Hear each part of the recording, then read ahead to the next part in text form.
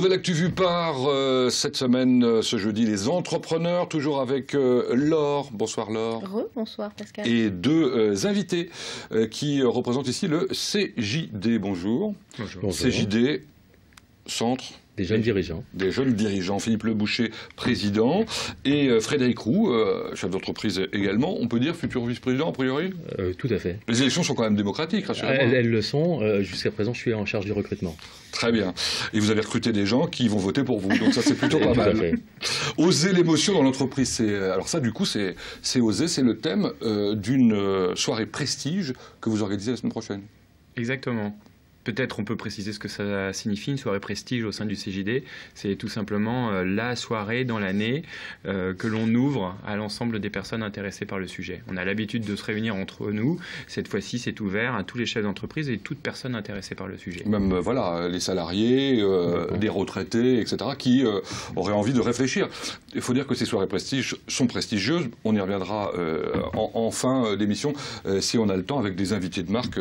Cette année, Danielle Constantini, vous avez été handballeuse un jour ou pas? Handballeuse, pas vraiment, non, mais je suis un peu. Bon, donc célèbre sélectionneur de handball. Denis Lambert, PDG de LDC. Ouais, très rare, hein, ça, très rare sur les plateaux de télé aussi, donc chapeau de l'avoir eu. Une occasion unique. Et le docteur Éric Albert, qui est psychiatre, fondateur de l'Institut français de l'anxiété et du stress. Bon. Revenons quand même au sujet, si vous le permettez, parce que, encore une fois, ce sujet est impressionnant. Oser l'émotion dans l'entreprise. Donc, ça n'est pas tabou. On peut parler d'émotion dans l'entreprise?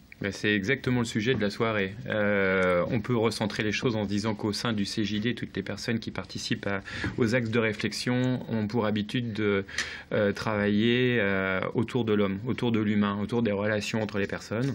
Et le sujet que l'on propose jeudi prochain va traiter en long et en large justement de l'interaction, de la communication dans l'entreprise, l'interaction des sphères privées, publiques, professionnelles, amicales. Est-ce qu'on peut donner tout de suite un exemple concret? Vous êtes par exemple chef d'entreprise, dans quelle mesure vous intégrez l'homme au cœur de votre entreprise? En même temps, ça paraît bête quand on pose la question comme ça, puisque l'homme est au cœur de l'entreprise. Mais concrètement, comment vous le recentrez? C'est une très bonne question, c'est une vraie difficulté tous les jours. Je voulais juste rappeler que le CJD a été créé en 1938 autour de cette idée forte qui est toujours d'actualité, qui est l'homme au milieu de l'entreprise, l'économie au service de l'homme. Concrètement, dans nos entreprises, ça se traduit à la fois par des actions et des intentions, bien sûr, puisque on n'est pas parfait, et en tout cas on est en chemin et on a conscience que l'on doit en permanence chercher à progresser sur cet axe-là.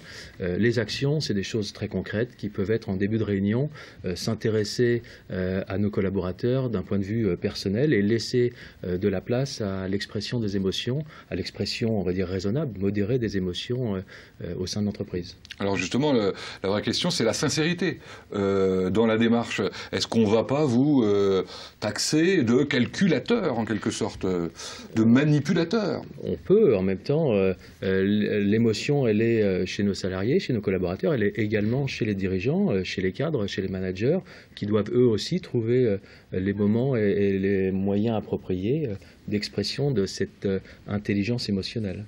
De quelle émotion parle-t-on? On peut très bien imaginer que les émotions négatives, quelqu'un qui ne va pas bien, va ramener tout ce poids dans l'entreprise et peut-être un petit peu impacter l'entreprise négativement. Ça serait compliqué d'élaborer la totalité du spectre, mais la tendance qu'on peut vous donner, ça serait la suivante. Je pense que pendant 2 heures, jeudi prochain, on va parler de 7 questions précises. Comment on jauge le curseur? On pourrait peut-être parler de membrane ou de filtre entre ce qu'on ressent, ce que ressentent les autres, ce qu'on accepte de communiquer ou non. Autant en positif qu'en négatif, ma foi. On peut transpirer des émotions positives ou négatives. On se rend compte, en fait, que de travailler à l'élaboration d'un mur étanche ne fonctionne pas. Travailler à une ouverture totale où tout chacun exprime la totalité de ses émotions, c'est pas plus gérable. Mais il y a un juste milieu et ça se trouve pas simplement. Ça se travaille, ça se réfléchit pour qu'il y ait une bonne harmonie dans l'entreprise. Ça veut dire qu'on accepte l'incursion du privé dans l'entreprise? Ça veut dire dans l'entreprise. Ça veut déjà dire qu'on accepte d'en parler et d'y réfléchir. hein, et ensuite à trouver justement l'équilibre qui convient à chacun. S'il y a un besoin d'expression, que la personne se sente la liberté de le faire, et si elle ne le souhaite pas, qu'elle ne se sente pas non plus exclue parce qu'elle n'en a pas envie. Hein, vous voyez, c'est une grande souplesse dans les... Est-ce qu'il n'y a pas un risque, enfin je sais pas, j'ai un exemple très récent d'un grand monsieur, un grand capitaine d'industrie, enfin le fils d'un grand capitaine d'industrie, Arnaud Lagardère en l'occurrence, qui joue un peu sur ses émotions personnelles avec l'histoire de sa fiancée. Bon voilà, est-ce qu'on mélange pas les genres quelquefois justement? Est-ce que c'est pas le risque? Il y a toujours des risques à utiliser les outils, surtout ceux qui touchent à l'homme. Maintenant, dire que demain matin, on va radier de la planète la totalité des médicaments parce que si on les utilise mal, on peut en mourir, ça me paraît un peu compliqué. Donc, moi, ce que je veux dire par là, c'est que ce qui nous anime, c'est la bienveillance. Donc, tous les outils peuvent être dérivés, certes, mais ce qui nous anime, c'est de les utiliser pour le bien-être, pour améliorer la communication, pour améliorer les relations. La question de Pascal pose une autre question, si je peux me permettre. Là, il parle de Lagardère, c'est une immense entreprise. Est-ce que ces solutions humaines ne sont pas plus faciles à appliquer dans les petites entreprises, les PME, les entreprises? Avec le danger du paternalisme. Également. Très certainement, et c'est vrai qu'on a cette proximité avec nos équipes dans des entreprises des tailles des nôtres qui fait qu'on a réellement la possibilité de savoir précisément les émotions qui sont à échanger. Bien, bah écoutez, on a juste effleuré, comme vous l'avez dit, le sujet, à développer au cours de cette soirée du jeudi 13 décembre. Ça se passe au Palais des Congrès. Au Palais des Congrès, les inscriptions sont toujours ouvertes. On a vu votre adresse il y a un instant. Parfait. Merci d'être venu nous parler de cette émotion. À bientôt, Laure. C'est bien l'émotion. C'est vrai. On va en avoir plein ce soir, je suis sûr, avec nos différents invités.